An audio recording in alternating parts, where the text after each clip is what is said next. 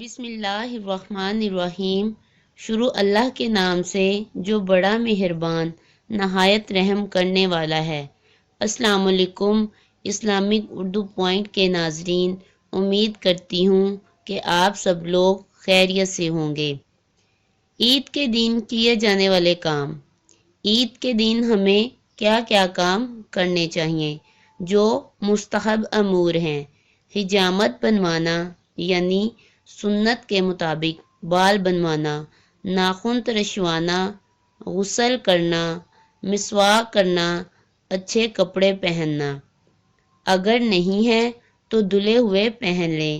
عید کے دن یہ بھی مستحب ہے کہ نماز محلے کی مسجد میں پڑھیں اور نماز عید کو جب جائیں تو چند کھجوریں کھا لیں۔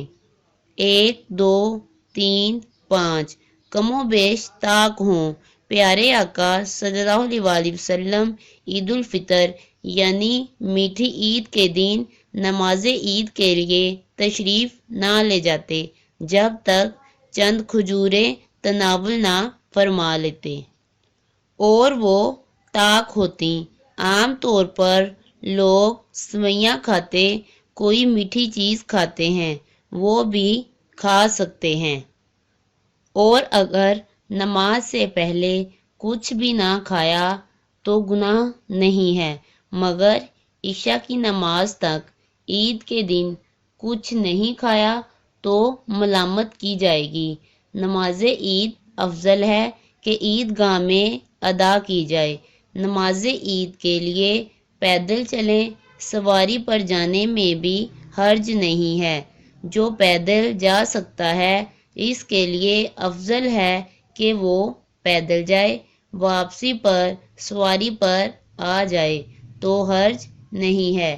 نماز عید کے لیے جائیں تو جانے کا راستہ اور ہو اور واپس آنے کا راستہ دوسرا ہو۔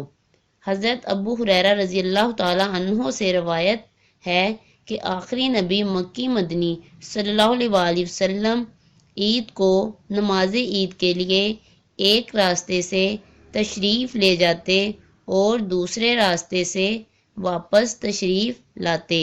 عید کی نماز سے پہلے صدقہ فطر ادا کرنا چاہیے اور اگر رہ جائے تو بعد میں ادا کر دیں۔ خوشی ظاہر کرنا عید کے دن مستحب ہے۔ کثرت سے صدقہ کرنا یہ بھی مستحب ہے۔ عید کے دن اطمینان سے اور نگاہیں نیچی کیے جانے مستحب ہے، اور عام دنوں میں بھی مومن کے لیے یہی انداز ہونا چاہیے۔ عید کے دن بھی یہ مستحب عمل ہے کہ ایک دوسرے کو عید کی مبارکباد دیں، جیسے کہتے ہیں عید مبارک، عید مبارک، یعنی یہ عید کا دن آپ کے لیے بابرکت ہو۔ نماز عید کے بعد ہاتھ ملاتے ہیں، گلے ملتے ہیں۔ مسلمانوں میں یہ رائج ہے۔ عید کی نماز کے لیے جب جائیں تو تکبیرات آہستہ آہستہ کہتے جائیں۔ اللہ اکبر، اللہ اکبر، لا الہ الا اللہ، اللہ اکبر، اللہ اکبر وللہ الحمد۔ اگر آپ کو ویڈیو اچھی لگی ہو تو میرے چینل کو سبسکرائب کریں، لائک کریں اور دوست احباب کے ساتھ شیئر کریں۔ اللہ حافظ۔